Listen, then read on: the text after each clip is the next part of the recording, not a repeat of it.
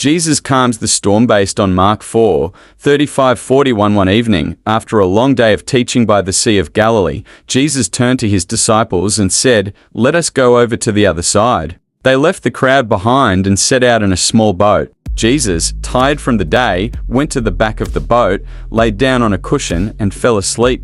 As they crossed the sea, the wind began to rise. A storm rolled in quickly, fierce and sudden, as Galilean storms often were. Waves crashed over the sides of the boat, tossing it like a toy. Water poured in, and fear gripped the disciples. They were fishermen, many of them used to storms. But this storm was different. It was wild, powerful, dangerous. Still, Jesus slept. Finally, in panic, the disciples shook him awake. "Teacher," they cried, "don't you care if we drown?" Jesus opened his eyes. He rose slowly and looked at the storm. The wind roared, the sky thundered, and the sea surged. Then he spoke, "Quiet, be still." And just like that, the wind stopped. The waves calmed. The sea became like glass. A great hush fell over the water. Then Jesus turned to his disciples. "Why are you so afraid?" he asked. "Do you still have no faith?" They didn't know what to say. They were still trembling, but now it wasn't from fear of the storm.